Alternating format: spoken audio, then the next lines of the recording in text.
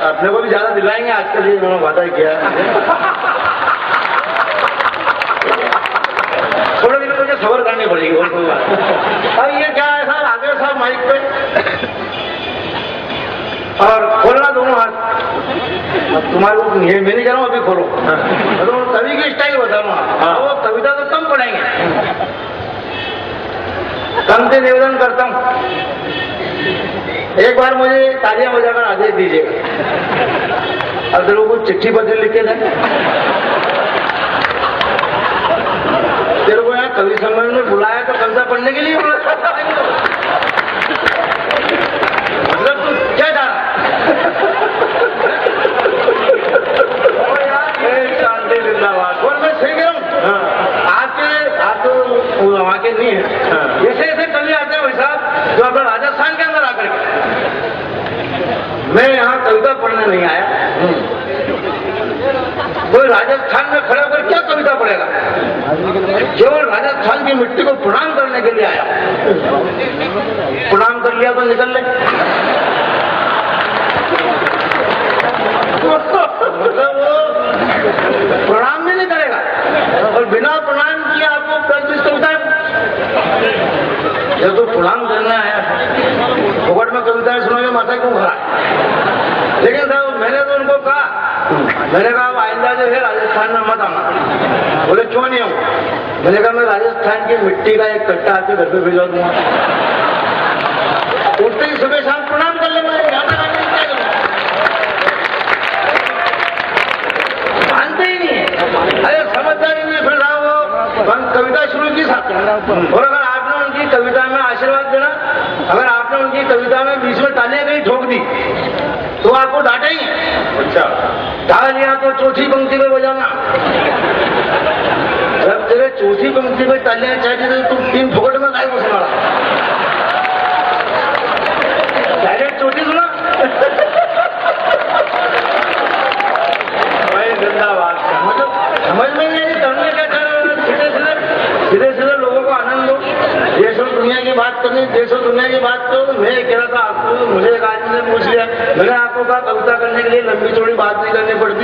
मेरे को एक एक शब्द में व्यंग करता हूँ, एक एक मात्रा में व्यंग करता हूँ, एक शब्द का व्यंग सुनाता हूँ आपको।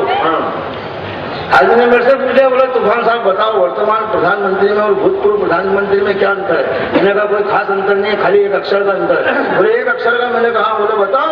मैंने कहा वर्तमान प्रधानमंत्री एक सरदार है और भूतपूर्व प्रधानमंत्री असरदार थे। बहुत अच्छा। और कई लोगों को मेरी बात कल भी समझ में आ सकती है, कल भी समझ में आ जाए, कल भी बजा सकते हो। अब एक मात्रा का व्यंग देख लो। हाँ, उसने फिर मेरे से पूछ लिया, बोले अब बोलो बताओ अटल बिहारी वाजपेयी में सोनिया जी में क्या अंतर है? मैंने कहा इसमें भी कोई खास अंतर नहीं, खाली एक मात्रा का अंतर है। बोले एक मात्रा का? मैंने कहा बोले बताओ। मैंने कहा वर्तमान प्रधान, मैंने कहा अटल बिहारी वाजपेयी इस देश के जबरदस्त राजनेता है और सोनिया जी जबरदस्ती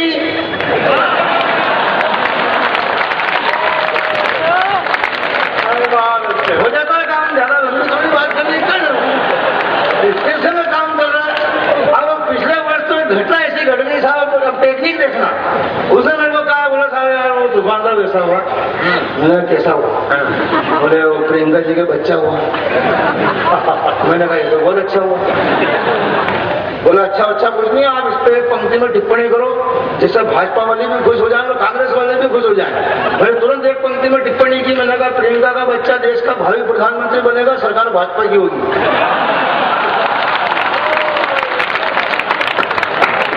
ज्यादा दिमाग लगाने की जरूरत है, काम हो जाता था। फिर आपको एक लेटेस्ट जानकारी मैं आपके बीच में रखता हूँ।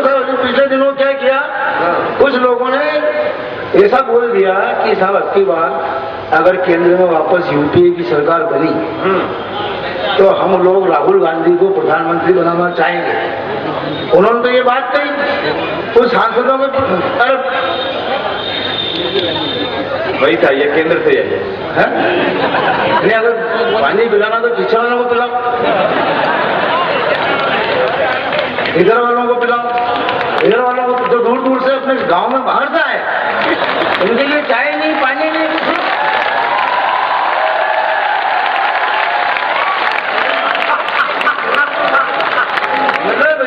देश इसलिए आगे नहीं बढ़ रहा है, जो आगे हैं वो खुद ही खाना चाह रहे, खुद ही पीना चाह रहे, इनको कुछ नहीं खिलाओगे तब तक देश आगे नहीं बढ़ेगा। तो साफ बात क्यों, इसे जितनी पानी की बोतलें हैं सब इधर पहुंचा लो, इधर लाने की जरूरत ही नहीं।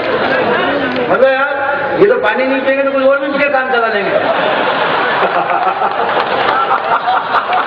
कुछ अरे कुछ और से मेरा मतलब है शरबत पिलेंगे, जूस वूस पिलेंगे, कुछ पिलेंगे, लेकिन अब ये बेचारा तो पानी पी के ही काम चलाएंगे, अपना क्या पी के काम। लेकिन ठीक है, अब आइंदा वापस पानी की बोतल लेके वो आएगा नहीं इधर जब तक मैं खड़ा हूं।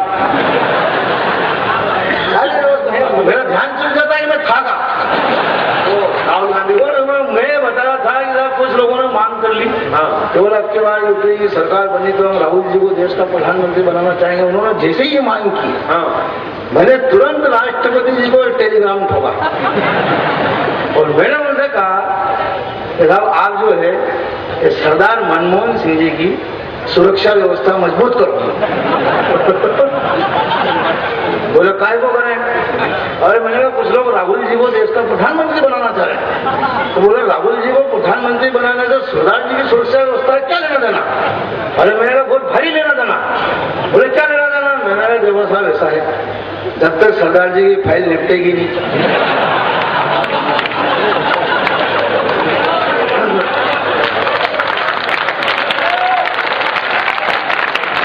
तब तक राहुल जी का नंबर लगेगा नहीं।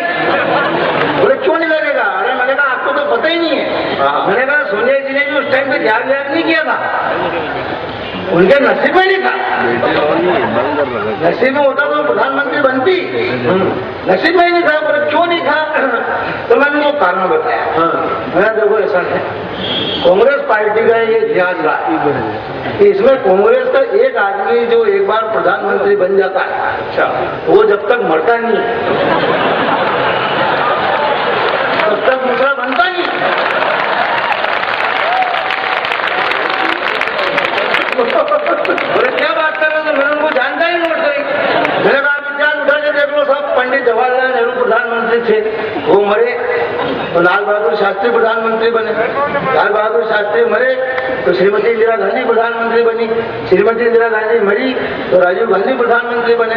राजीव गांधी मरे तो नरसिम्हा राव प्रधानमंत्री बने और नरसिम्हा राव मरे ही नहीं तो सोनिया जी बनी।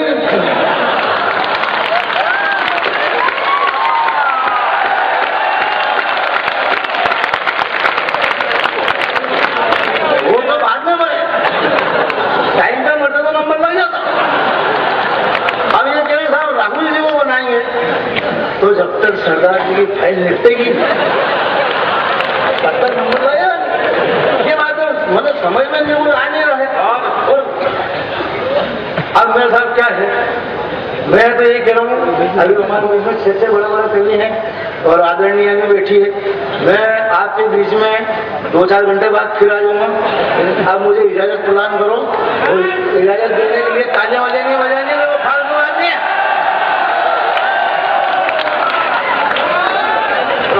अरे मैं कह रहा हूँ यार फालतू बात मत करो, मैं कोई पेट थोड़ी रहा हूँ क्या? अरे नहीं बैठ रहा हूँ मैं तो आपसे इजाजत ले रहा हूँ कि अगर आपकी इजाजत हो तो मैं घंटा आधी घंटा और चल रहा तो ऐसे ही। अरे मैं 2-5 मिनट ज्यादा नहीं बोलूंगा, एक खेला तो ऐसे ही पड़ेगा। अब मैं एक छोटा सा विषय आपके रूप में बता देता हूँ साहब। आज हमारे देश की स्थितियां ऐसी है, आज भी कई लोग तो मैं यहाँ आया, एक खेल ऐसा है हमारे देश में जो हमारे देश का घोषित राष्ट्रीय खेल बना दिया, घोषित, और लोग रात दिन लगे हुए उसमें।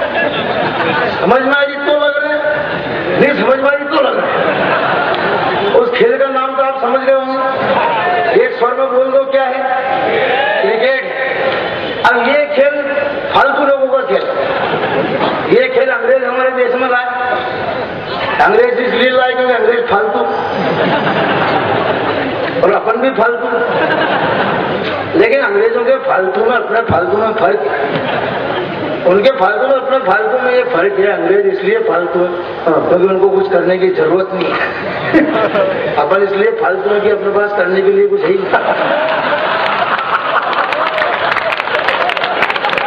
इसलिए वो खेल। और वो अंग्रेज भी चाह रहे हैं हिंदुस्तान के लोग कहीं कामकाज करने लग जाए, इसलिए क्रिकेट का नशा हमारे देश में फैला दिया। और इस क्रिकेट के अंदर आपको बता रहा हूँ साहब, ये कहीं से कहीं तक खेल नहीं है, ये प्योर जुआ सट्टा है। बड़े बड़े उद्योगपति इस काम में लग गए हैं। और सबसे बड़ी बदमाशी ये है, मैं आपको बता रहा हूँ, इस क्रिकेट में इतनी बड़ी बदमाशी है कि 2020 वर्ल्ड कप खेलने गई थी हमारी टीम, प्रत्येक खिलाड़ी को 3-3 करोड़ रुपए नगद पुरस्कार दिया सरकार ने, क्रिकेट कंट्रोल बोर्ड ने। वो 76 जो दंतेवाड़ा में मरे सीआरपीएफ के जवान, देश की सरकार के प्रधानमंत्री ने 1-1 लाख रुपए की घोषणा की मां की, ये नहीं है अभी तक किसी को। इन नालायकों को 3-3 करोड़ हार जाए तो भी। और मैं आपको बता रहा हूँ, अपन क्यों इस खेल के चारे लगे हुए हैं, बर्बाद हो जाएगा देश में, बता रहा हूँ आपको। और इनकी नालायकी बंधन देखना, मैं आपको प्रमाण बता रहा हूँ कितना नालायक है। हिंदुस्तान का क्रिकेट कंट्रोल बोर्ड दुनिया का सबसे अमीर क्रिकेट कंट्रोल बोर्ड होता है। सबसे धनाढ्य क्रिकेट कंट्रोल बोर्ड भारत का क्रिकेट कंट्रोल बोर्ड है। जब हिंदुस्तान का कारगिल के साथ युद्ध चल रहा था, कारगिल में हमारे जवान दुश्मनों से लड़ रहे थे, तब मैं बता रहा हूँ हिंदुस्तान के भिखारियों तक ने चंदा इकट्ठा करके उनकी सहायता के लिए पैसे भेजे। लेकिन इसकी नालायक तमिल बोर्ड ने एक नए पैसे के आज के अंदर आर्थिक सहायता की घोषणा की।